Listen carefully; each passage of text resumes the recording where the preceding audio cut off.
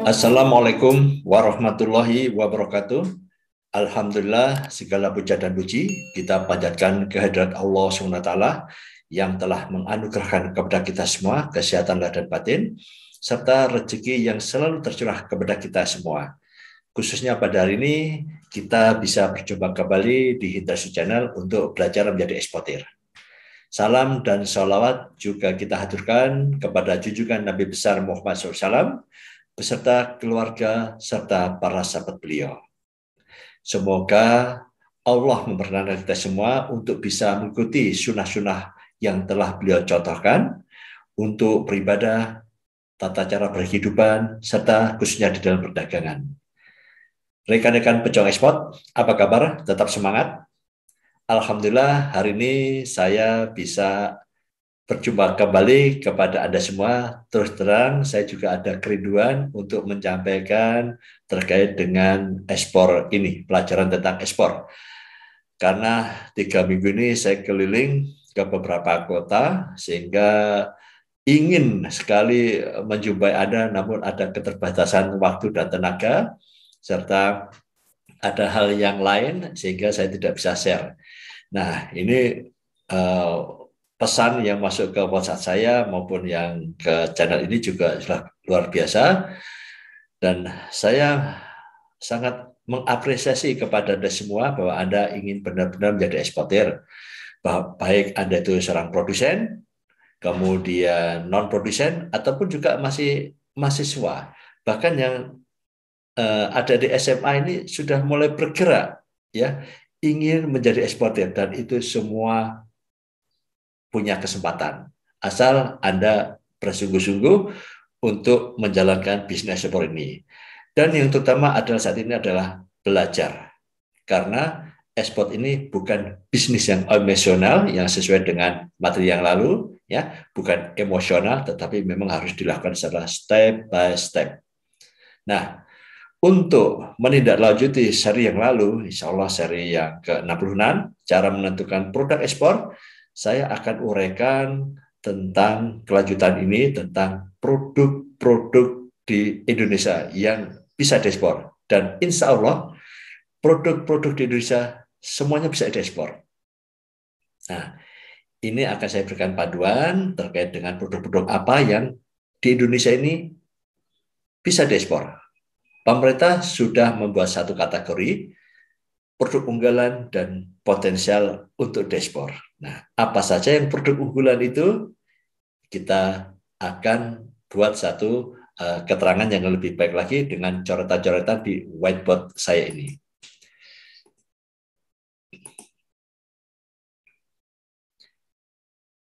Produk unggulan ekspor. Ini memang dari BPS sudah mencatat, saya nggak memberikan nilainya ya. Jadi ini yang gede-gede, yang memang sudah jadi andalan Indonesia untuk diekspor. Ya, ini saya dapatkan dari Kementerian Perdagangan. Apa? Satu, udang. Ya. Dua, itu kopi. Nanti setelah ini akan, jangan khawatir, akan kita uraikan ya tentang prosedur masing-masing produk itu ya. Sabar. Yang ketiga itu adalah CPO, kelapa sawit, minyak kelapa sawit. Keempat adalah kakao, coklat.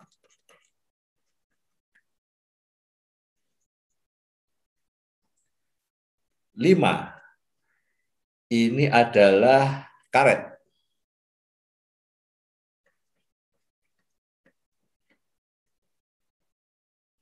6, terkait dengan TPT, ya, tekstil. 7, alas kaki,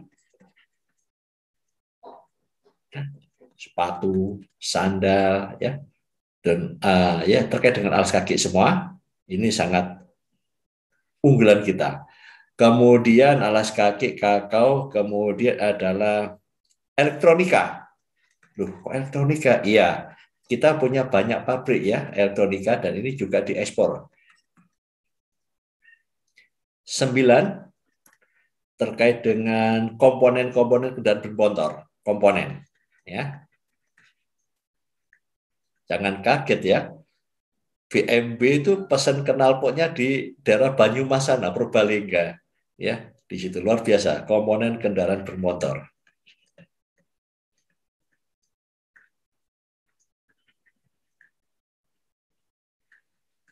10 furniture. Nah, 10 produk unggulan Indonesia inilah yang menduduki peringkat terbesar di dalam ekspor Indonesia.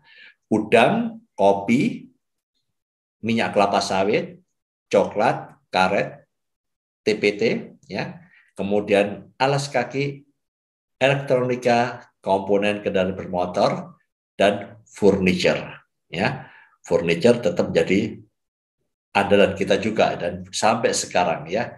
Nah, ini adalah produk-produk unggulan Indonesia. Yang kedua, saya sampaikan terkait dengan produk-produk potensial untuk diekspor. Ya. Nah, ini coba ini sudah Anda catat ya. Yang produk-produk potensial untuk diekspor adalah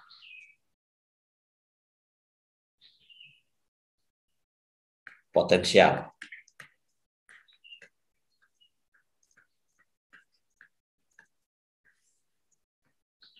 Satu, itu terkait dengan ikan, ya, fish and fish product ya, dan turunannya, ya, mungkin yang sudah diolah, difilet dan sebagainya.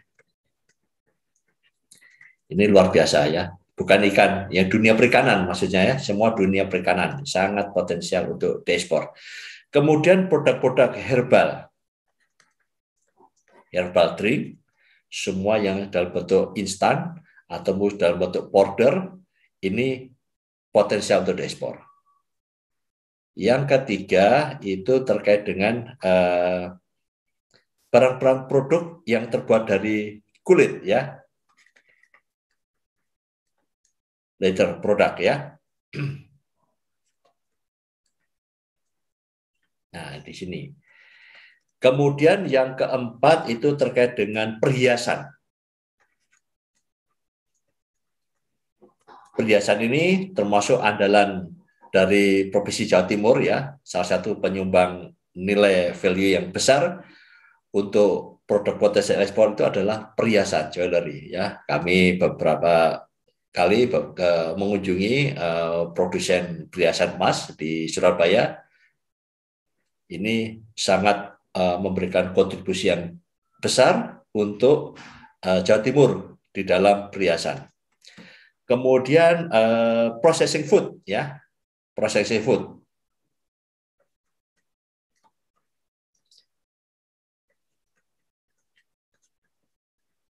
Ya, ini atau yang banyak dikenal makanan dan minuman, produk mamin ya, ini sangat potensial untuk diekspor. Jadi kalau ada mempunyai produk yang terkait dengan mamin, jangan ragu-ragu, ekspor ya. Kemudian ada essential oil ya, essential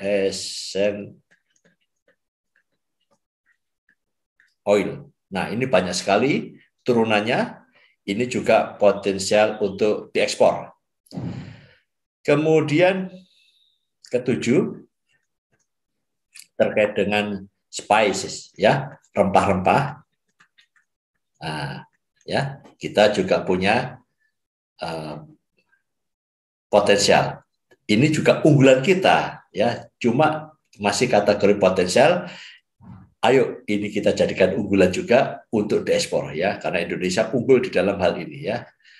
Kemudian yang kedelapan, paper, stationery paper ya, ada pabrik-pabrik besar stationery paper.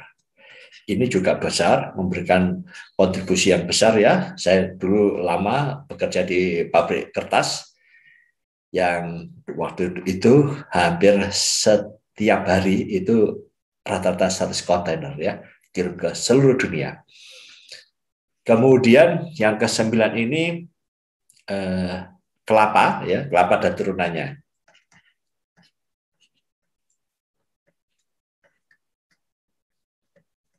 Nah, kelapa dan turunannya, jadi ada ikan, herbal, leather product, jewelry, processing food, essential oil, spice, stationery paper, kelapa dan turunannya, dan 10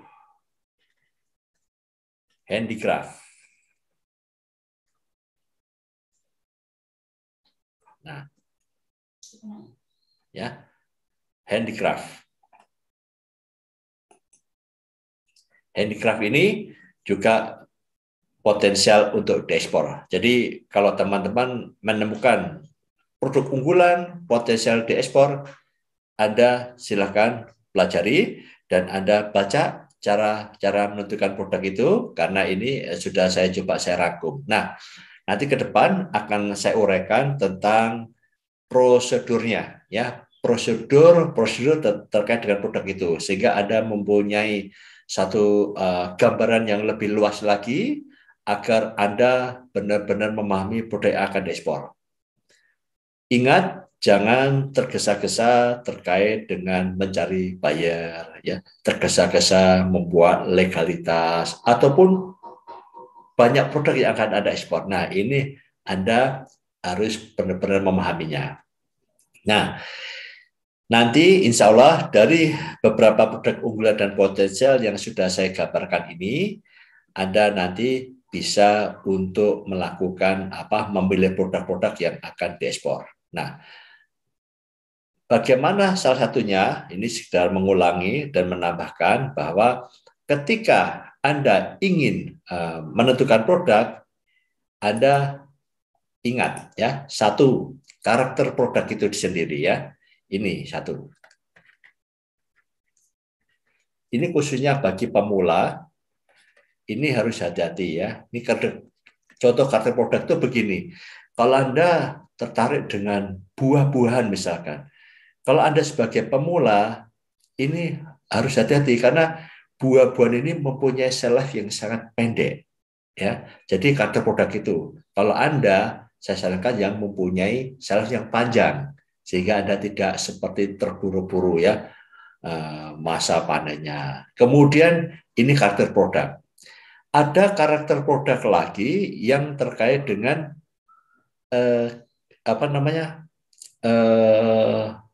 sulit untuk diproses. Ini juga agak membuat Anda akan kesulitan juga di situ, ya. Jadi prosesnya begitu rumit, ya, karakter produk itu, sehingga Anda akan lama di dalam produk ini. Ya, jadi ini karakter produk harus Anda pahami. Kemudian satu lagi karakter produk itu adalah dijual kecil bisa, dijual medium bisa, menengah, dan dijual besar juga bisa. Ini juga menentukan Anda di dalam menentukan produk itu sendiri. Yang kedua, terkait juga tentang menentukan produk, itu adalah memprioritaskan produk. Jadi produk mana yang Anda siapkan prioritas, ya. Ingat bahwa produk-produk itu ada yang dibebas, ada yang dibatasi produknya. Sehingga kalau bebas lebih cepat, dibatasi berarti harus ada izin lagi yang harus Anda proses. Anda coba review lagi channel yang lalu terkait dengan perizinan dan legalitas usahanya, protes produk.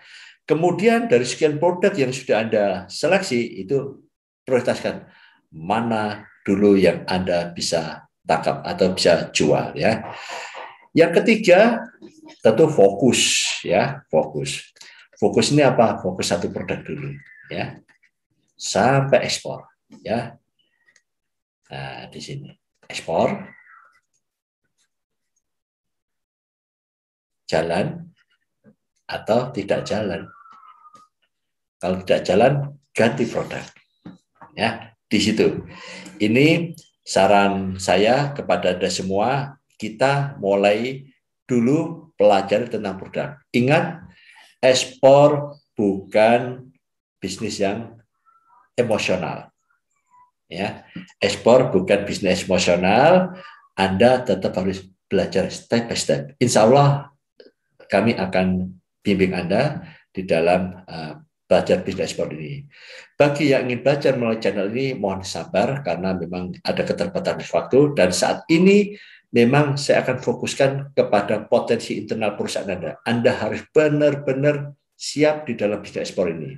Tidak saya tulis, tidak saya bahas tentang bagaimana membuat harga dulu, mencari buyer, dan sebagainya, tapi kita perdalam internal perusahaan Anda. Kenapa? Pengalaman pribadi saya, karena mendalami tentang internal perusahaan ini, begitu kita siap melakukan promosi, insya Allah cepat di dalam bisnis ekspor ini. Nah, bagi rekan-rekan yang ingin tahu gambaran yang lebih luas, saya ada pelatihan How to be Export Trader yang insya Allah November ini akan jalan juga, yang sudah ke-6, dan alhamdulillah setiap angkatan ini ada yang sudah jadi ekspor ya. Angkatan yang terbaru ini memberikan laporan juga sudah ekspor juga 1 kontainer ke Jerman. Ada beberapa yang sudah ekspor ya, karena mereka walaupun tidak produsen, tapi sudah mempunyai arahan di dalam berbisnis ekspor ini. Ada yang cepat, ada yang lambat. Nggak ada masalah, karena ekspor ini memang butuh satu perhatian yang besar di dalam bisnis ini. Tidak emosional. Tetap tenang, pelajari dengan baik, dan insya Allah Anda semua punya kesempatan menjadi eksportir. Tetap semangat, salam ekspor, ayo ekspor. Subhanakallahumma wa bihamdika asyhadu an la ilaha illa anta astaghfiruka wa atubu ilaik. Wassalamualaikum warahmatullahi wabarakatuh.